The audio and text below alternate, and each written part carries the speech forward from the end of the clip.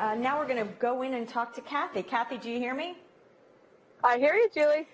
Good to see you. Good to see you. You must be exhausted being there every day in what must be just an amazing trial experience.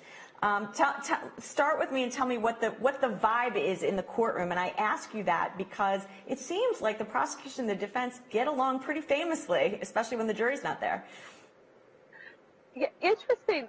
I would say attorneys on both sides are passionate people, and so they kind of go back and forth. There's sparring matches that go on, but it's not really contentious.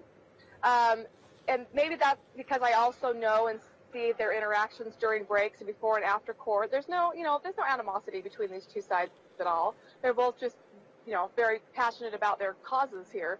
And at the end of some questioning today, the prosecutor objected and the defense attorney says, "You started it." So, it's that kind of a mood in there. Yeah, it seems like they know the trial is going to be going on for so long, they've almost hunkered down and realized that they're going to all have to kind of deal with each other for a really long time. Can we talk a little bit about kind of the witnesses we've heard from so far? And obviously we're going to hear from so many, but if you could take it apart for me a little bit, to give me what these witnesses have given the prosecution, if anything. And can we start first with the security guard, the one who testified in regards to the vehicle being towed?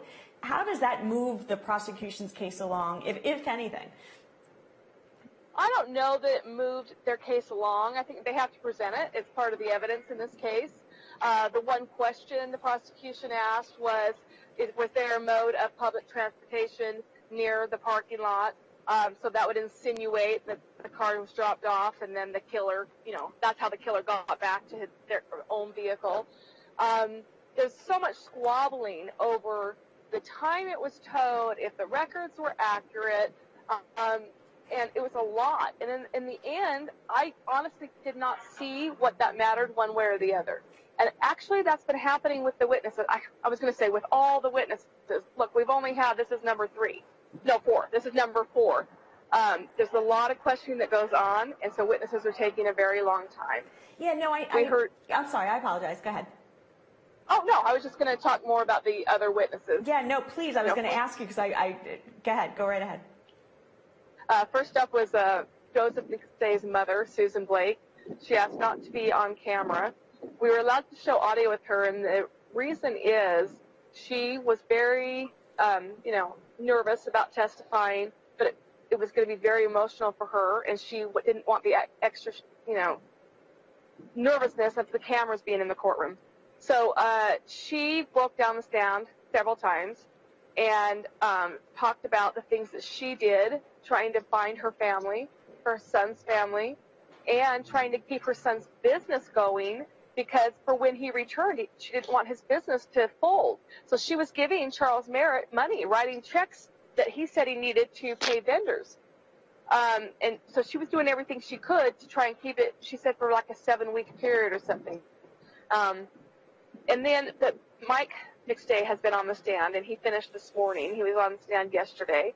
He was kind of crucial. So under direct examination, he says that on the last time the family was heard from was on the 4th. He said on the 13th, him and Charles Merritt went to the home. And around back, they knew that there was a window that was like broken. I mean, not broken, but maybe like the lock broken. Like they knew they could get into a window.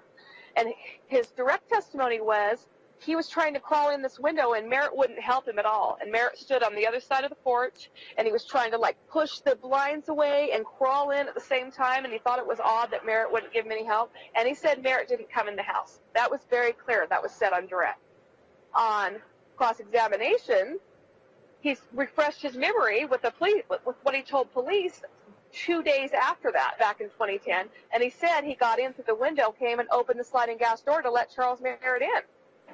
So it gave kind of two stories. One was like insinuating Merritt didn't want anything to do with it. He just killed a bunch of people in this house, and he did not want to go in it. And then you find out that he probably did go in.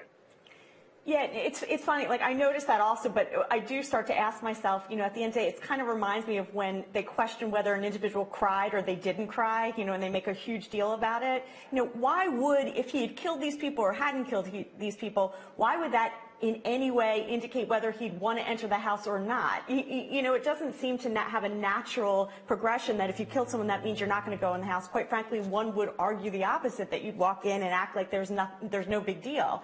The question I have for you is... You would think you would want to go in there because then there's a reason for you to have DNA and prints or whatever Exactly. in there. I agree with you, and especially as we know now that there's very little forensic evidence in there. Do you think McStay came off as someone who wasn't telling the truth, or simply really, you know, either, I don't want to say not that bright, but doesn't really have a great recollection of a lot of the things that transpired? I don't think he came across as deceitful.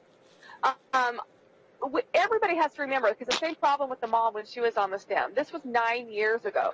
And 9 years ago, when they went months thinking the family was just missing, they went a couple weeks at the beginning thinking they had gone on a vacation and didn't really tell anybody about it. So knowing all that, you probably at the time aren't marking these things in your memory as really, you know, to stick in your mind. And they were also frantically looking for them. They started frantically and handing out flyers through all that. So 9 years, you know, I don't know I don't remember anything about 2010. So, yeah, no, so by the way, and I agree. I think he came off as credible, just someone that wasn't able to fully remember things that one would expect someone to not potentially remember. We're going to take a break and we'll be right back. Thank you.